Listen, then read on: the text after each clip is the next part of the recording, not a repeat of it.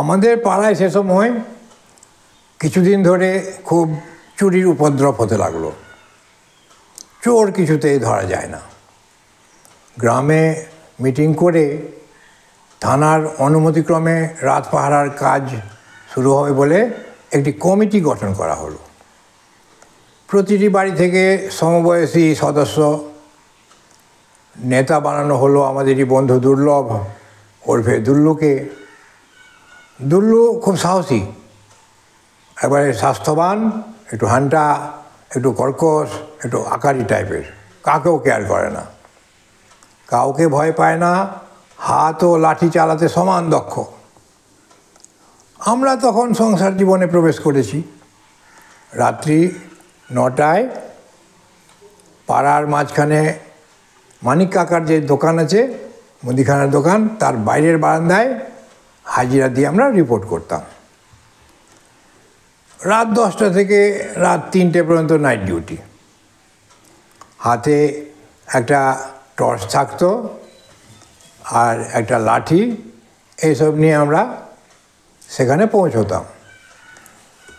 আর বিভিন্ন প্রান্তে অলিগলি ছোট ছোট দলে আমরা ভাগ করে সেদিকে আমরা নিজেদের কর্তব্য পালন করতাম। সবাই উপস্থিত হওয়ার পর কিছুটা সময় আমাদের কাছে থাকতো। তখন কি করে সময় কাটাবো? রাত 10টা না বাজা পর্যন্ত তো আমরা ডিউটিতে কেউ যাব না। বেশ, যে যা জানতো হাসি মজার গল্প, সবাই এক এক দিন এক এক রকম গল্প বলতো, আর আমাদের তাতে এনার্জি বাড়ত। সেদিন ছিল আমাদের নেতা দুল্লুর পালা, ওই গল্প বলবে, আর ওর গল্প শুনতে সবাই খুব আগ্রহী।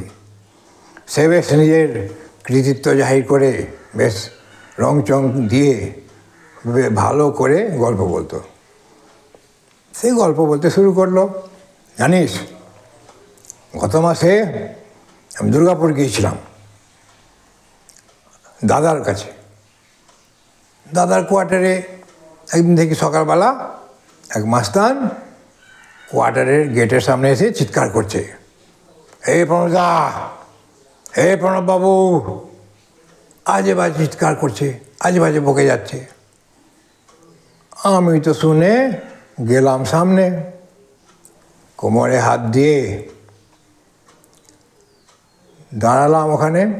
তাও দেখি ভয় ডর নেই, হাফ প্যান্ট পরা। হাফ প্যান্ট মানে আমরা তখন হাফ প্যান্টই জানতাম, অবশ্য ওটা তখন যে বারমুডা নাম বলে সেটা তখনও জানি না। আর থুতনিতে কয়েকটা দাড়ি ঝুলছে। তা আমি ওকে দেখে কেসে টেসে নিয়ে, এই যে কি হচ্ছে এখানে, মাস্তানি? আন্ডার প্যান্ট পরে মাস্তানি? চিনে না আমাকে? গালে এমন থাপ্পড় লাগাবো বসাবো, দেখবেন এদিককার গাল ওদিক, ওদিককার গাল এদিক। জানেন আমি কে? এই বলে আর যে গর্বের হাসি। যাই হোক, তারপর ডিউটির সময় শুরু হয়ে গেল। আমরা সবাই টর্চ আর লাঠি নিয়ে তৈরি হয়ে গেলাম। বিভিন্ন প্রান্তে দলগুলো ছড়িয়ে পড়ল।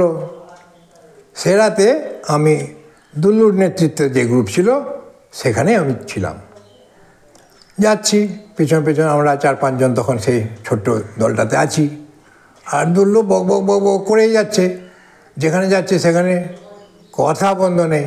বড় রাস্তা থেকে গলি, ছোট রাস্তা, পাশে শক্তির বাড়ি, তপেশদার বাড়ি, বঙ্কুদের বাড়ি, মন্টুদার বাড়ি সব পেরিয়ে ঘোষপাড়ার দিকে গলিতে গলিতে ঢুকতেই দুল্লুর গান পেয়ে গেল। ও খুব গানও গায় আবার বিভিন্ন সিনেমার। তারপর দেখি সেই বিখ্যাত অনুসন্ধান ছবির গান হেরে গলায় গাইতে শুরু করলো। ফুলকলি রে ফুলকলি, ফুলকলি রে ফুলকলি, ফুলকলি রে ফুলকলি, এই গলিতে যদি সে একবার আসে, ও ফুলি, এই গলিতে সেই যদি একবার আসে, সেই তো ফাঁসে। ফুলকলি রে ফুলকলি রে ফুলকলি রে ফুলকলি রে ফুলকলি রে, এই যে আইও খবরদার।